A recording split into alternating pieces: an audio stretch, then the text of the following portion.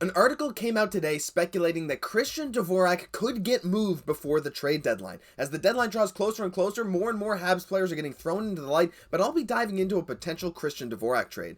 That, plus some huge Habs injury news as Kaiden Guhle is back skating in a non-contact jersey, plus some guys who won't be making the next road trip, and finally, an amazing Riley kidney update, so you don't want to miss anything I have to say on this edition of Habs Digest.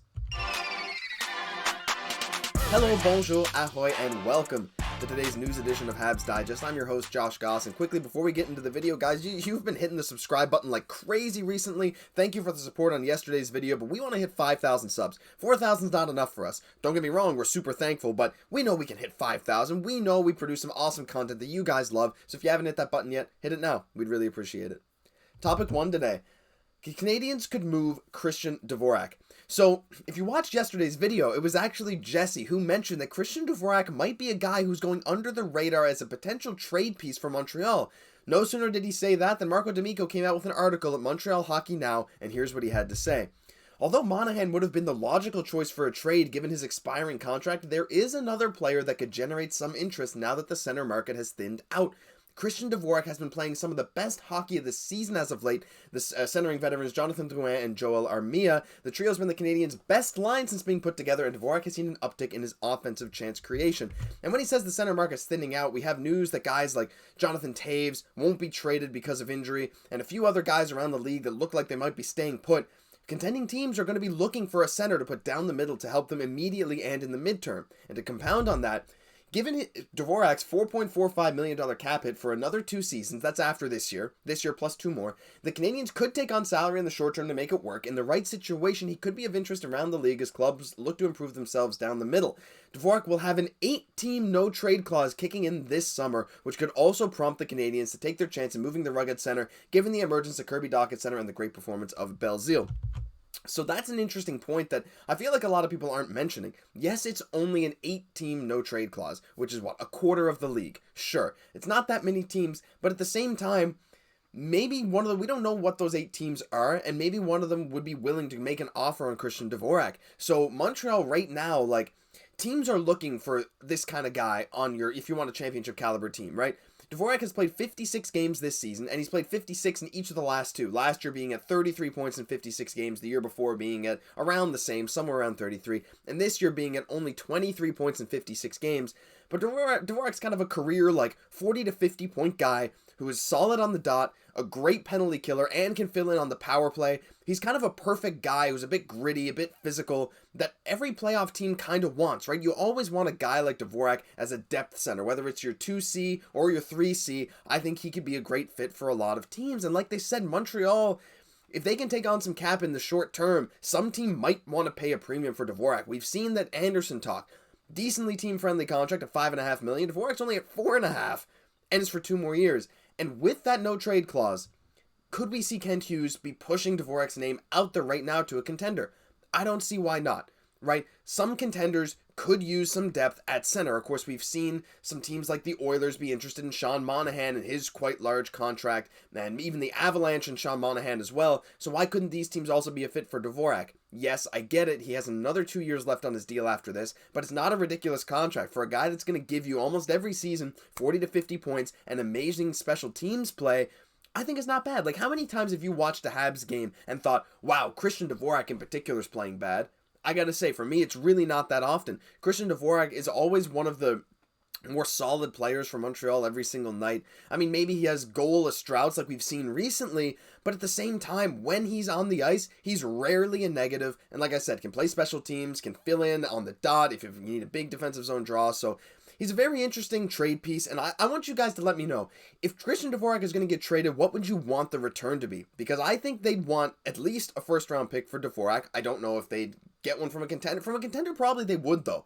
Right? Contenders aren't going to have super high first-round picks, but maybe a first from a contender plus a young player for Dvorak, a guy who is like a champion. I mean, he hasn't seen a lot of success in his career, but he's the type of player that fits onto a lot of championship-level rosters. So to get a guy like that, they might be willing to pay a hefty price to secure someone like that on just a $4.5 million contract for another 2 years. So let me know in the comments down below. I think it's a really, really interesting proposal, and I want to hear from you. Topic 2.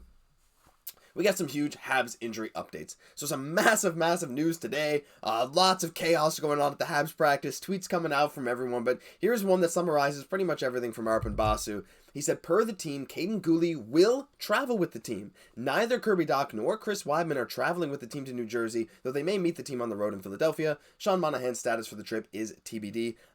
He also said after that tweet that there was no update on Joel Edmundson. However, Edmundson did come out later skating in a non-contact jersey as well. So I think he said it's 24 days in a row now that Joel Edmundson has been day-to-day. So very interesting. Who knows when he'll be back? I feel like the Habs are purposely kind of like trying to play his injury status down, say, no, he's fine. Teams, please come trade for Joel Edmundson. He's totally fine. Don't worry about it.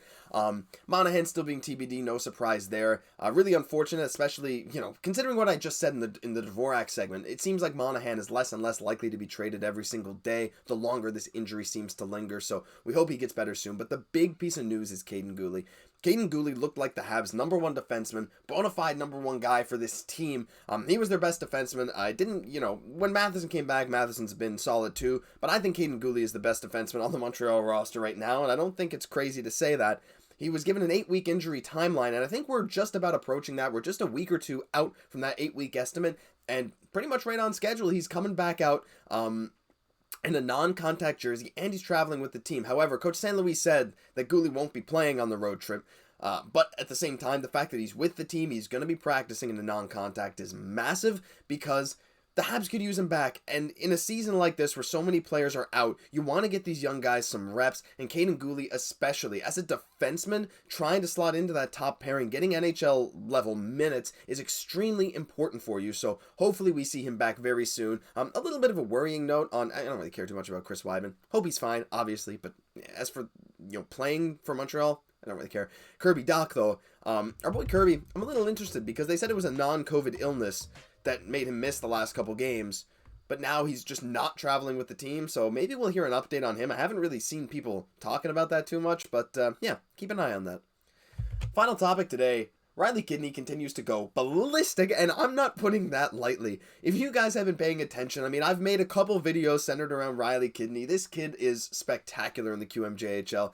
I still see people saying, oh, well, he's more of a skill guy. He doesn't really have the quick first step. He's not the fastest. He's not the best defensively. All true. But with the NHL transitioning to more of a skill game every single year, I think Kidney could seriously be a solid player for Montreal in the future, and his stats in the Q have backed that up so far this year. Just look at this. So, since joining his new team in Gatineau, I made a couple videos about, the trade and how his performance was, and he started off really hot with Gatineau. People were like, well, he's going to cool down. Spoiler, he hasn't. He has 38 points in 15 games with his new team Gatineau, and that includes, I'm going to take this down for a second, 9 assists in the last 24 hours. 24 hours ago, maybe it's like 26 now, but over the course of 24 hours, Riley Kidney went from 9 goals and 20 assists to 9 goals and 29 assists, 2 games in a day. This guy's going nuts, and if you add his point totals up, what is that? 93 points in 46 games?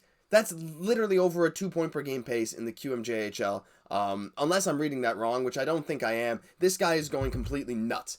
It's absolutely ridiculous what he has been able to do with Gatineau so far in the Q. 2 points per game is insane. That next best Habs prospect in the Q is Joshua Waugh, and he's at about 1.6 points per game. Riley Kidney's over 2. This kid, despite his shortcomings, and sure, there are very valid reasons to be skeptical of his future performance, but the fact that he is stepping up with better teammates on a better team, he's able to get better every single game, that's always good news for an NHL prospect. So keep an eye on Riley Kidney, because this kid seems like he could be something special coming out of the Q. But that'll do it for this news edition of Habs Digest. If you enjoyed, leave a comment, like, subscribe to the channel. We're on the road to 5,000 subs, and we know you guys can help us out with that. I'm Josh Gosse. We'll catch you in the next one.